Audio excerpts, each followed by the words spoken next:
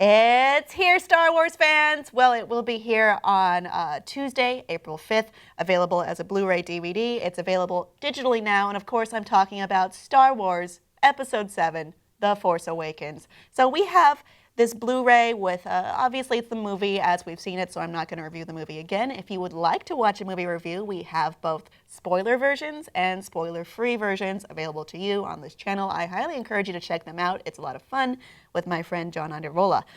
So this one, we're going to talk mainly about the special features, the additional features on top of the base movie. A lot of people might be very disappointed to find there is no director commentary. Previous movies have featured at least one. Now there isn't any. There is an hour-long Secrets of the Force Awakens, a cinematic journey, which I knew a lot about already, I think, but I was someone who was watching intensely before this, looking for news wherever I could find it, looking for making of featurettes, and that's basically it. It starts off with George Lucas passing the torch on to Kathleen Kennedy and J.J. Abrams and bringing back Lawrence Kasdan, and they talk about what's leading up to making the movie. There are, I would say, a lot of things people would find absent in this. For instance, if you're looking for more information on Kor Sella, General Leia Organa's representative that she sent to the New Republic to basically warn them, which falls on deaf ears. She dies on Hosnian Prime.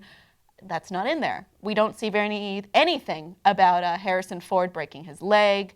It's mostly, I would say, things, there's featurettes like how BB-8 works, which is very interesting, or how characters came to the screen where builders had to create them first, and then if they were worthy, they would maybe make it into the movie. It seemed like a heavy screening process right there.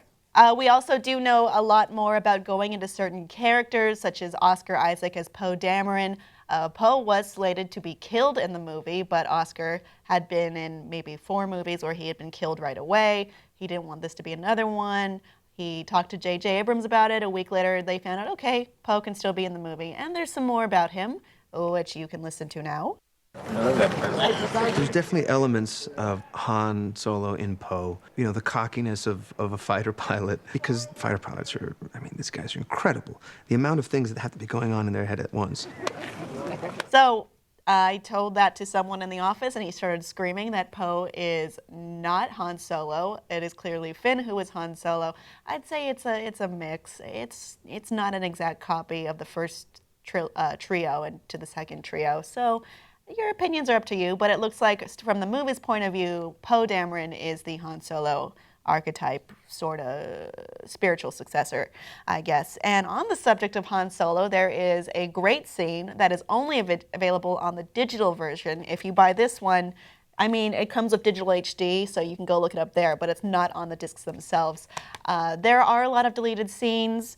I can see why most of them are gone. They include Finn and the Villager, Finn spares a villager, Jakku message, Leia receives a message about the destruction of the Jakku village, X-Wings prepare for light speed, I just explained what it is, Kylo Ren searches the Falcon. I mean, we did see a little bit of that in the clips. It's also pretty, I understand why most of these were cut. There is a snowspeeder chase with Rey and Finn. It's not going well. Then they decide that Finn should shoot and Rey should drive, and it goes better, just like on the Millennium Falcon. And someone else, I can see why this was cut. I found it redundant. A medic tells Rey that Finn is fine near the end of the movie, which is, I think you could figure that out for yourself. But back to the topic of my favorite scene. It is right after Finn has met up with Han Solo. Some stormtroopers come down and stop them.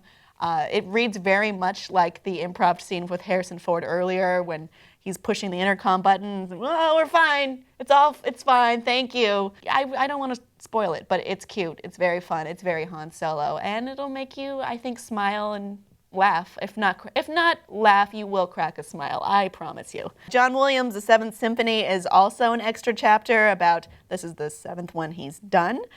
We have Force for Change, a look at the Star Wars charity. I especially liked the BB-8 featurette where they talked about all the different BB-8s used. There's a couple trike BB-8s with like a wheel on the back. There's a few puppets. There's some that are just a ball for the characters to hold. when they were lifting him into the floor of the Millennium Falcon. And that's really cute to look at. They also go through the evolution of the character, and then one day it just points to a post-it that J.J. Abrams did of a little ball with a little thing on top. And the creators, or the people tasked with making him come to life, said, oh, okay, we get it. It's a snowman without the middle part. Think about it. I never thought about it that way before. You also may remember the famous picture early on when we were learning about The Force Awakens, the table read, which is the black and white with all of the old and new actors, along with the driving creative forces behind the movie. It's very touching when you listen to it. So this is the first time that the new characters, or the new actors playing the characters, were introduced. John Boyega thought he was stealing the audition. Daisy Ridley was sure she bombed it and would be fired. Adam Driver had similar feelings. But then you listen to interviews from Harrison Ford and Carrie Fisher, and they say, you know what, I'm really happy with what they did. Anthony Daniels early on says he was enchanted by BB-8, and he said he was in the scene with BB-8, not BB-8 was in the scene with him, despite him being a flesh and blood man and BB-8 being an amalgam of creations together in one puppet. But we also see that Mark Hamill was the one reading all of the stage directions, so he opens up with the Far, Far Away speech, and he introduces the characters, and it's very profound listening to him, and it's not like he had anything better to do than read the stage directions. I'm just saying.